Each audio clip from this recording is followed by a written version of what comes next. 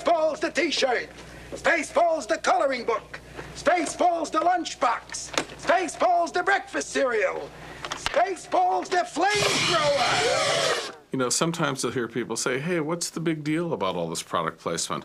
I mean, we have had movies like Breakfast at Tiffany's 40 years ago that had a brand name right in the title. But there's a huge difference, and the difference is simply this. We live in a commercial society. If you're going to do fiction, do films on the society, you're going to have commercial names in it. But back then, it was just went with the flow. You had to have a store. Tiffany's didn't make any money off it. Today, it's a whole industry where firms are making a pile of money. And this is where it's really crucial. It's become almost impossible to think of making a big Hollywood movie divorced from the broader strategies of marketing consumer goods. Movies are generally integrated into marketing through three basic approaches: cross-promotions, merchandising, and tie-ins, and often these three overlap. Cross-promotion is a deal in which a product is placed in a particular movie, and in the advertising for the product, the movie is mentioned. Why did you stop? I was just admiring your hiney. You've got a film like, for example, The Faculty, which had its trailer directed by Tommy Hilfiger, who also designed all the clothes that the characters in the film wear. You've got the Mod Squad. You got all the characters wearing Levi's, and then you've got Levi commercials that are clips from the film that stop the action and highlight the fact that they're wearing Levi's. Another good example is Tomorrow Never Dies, which was really just all about cross-promotion. This looks familiar. One of the most important criteria right now, in addition to whether a film will sell tickets or be a popular film, that a studio has to consider is how much other stuff you can sell as a result of the movie. Mugs, T-shirts, other products. It's become so important, in fact, that oftentimes with big films, you make more money from the other product sales than you do from ticket sales and just interest in the movie itself. The point of merchandising is profit, but it's profit from a very cost-efficient point of view. And that is, you can take one central product, you can invest a tremendous amount of money in it, and then you can break that product into material to feed into every other segment of the company. So a movie is no longer just a movie. It's the book, the comic book, the soundtracks, the licensing ventures, and whatever else this particular company happens to be involved in. Characters are created because they're, in Hollywood's terms, particularly toyetic. They lend themselves to toys, to become toys. And it's not an accident. Some of those characters are actually written into scripts. They become merchandise very easily because they've been kind of created with merchandise in mind. Any kind of film that has animals that act like humans, those make nice toys. A lot of action-adventure films lend themselves nicely to action figures that can be sold as merchandise. There's a shot in Jurassic Park, loving pan of all the goods available in the gift shop at Jurassic Park.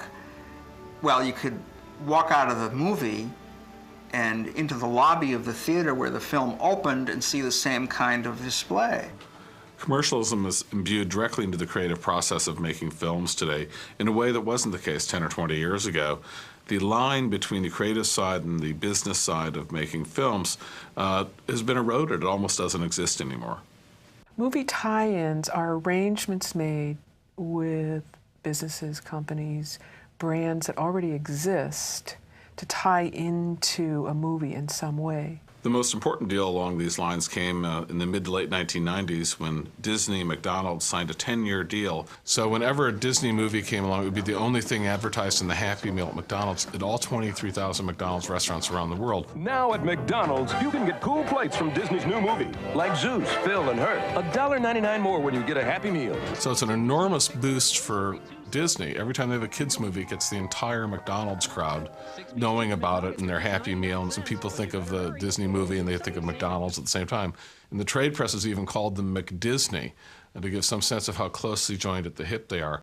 Star Wars Phantom Menace represents a leap forward, perhaps, in tie-ins in that they featured Taco Bell, KFC, and Pizza Hut tied in very closely with the film, and we had 3, not 1, fast food restaurants, not only featuring products tying into Phantom Menace, but also providing the bulk of the advertising, at least broadcast television advertising, for the film.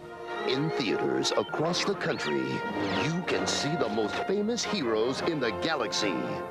Well, second most famous. There's nothing that marketers and advertisers like better than to turn the whole culture into a kind of echo chamber for their latest pitch.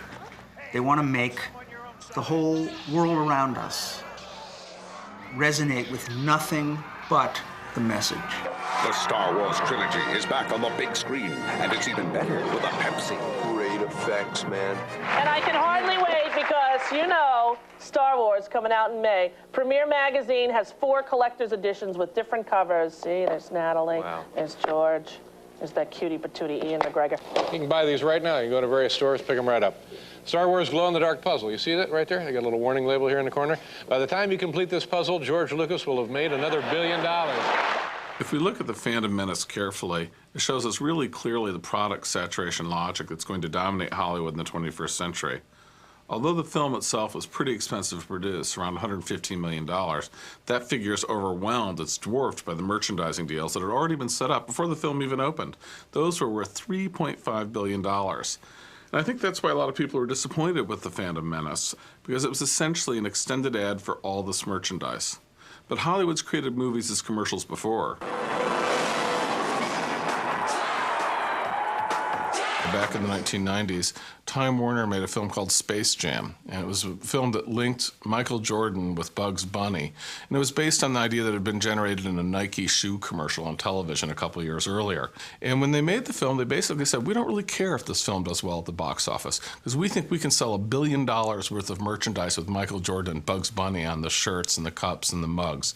So anything we get from the box office, in this case, is fringe benefit. And I think here you get to see the logic of the commercial system. Warner Brothers made this film, but they could have made another film that might have been a great film in its own right, but wouldn't have sold all sorts of stuff like T-shirts, mugs, socks. A new Warner Brothers catalog. Use it to order your Warner Brothers ball cap. And while you're at it, you can order stuff like T-shirts, posters, movie books. If you look at the way Hollywood is structured now, it's clear that they're not interested in making the best movies, they're interested in making the best deals. In Hollywood, you believe they're less interested in the pure art of making movies and more interested in the marketing of movies, primarily. I think that's a fair statement.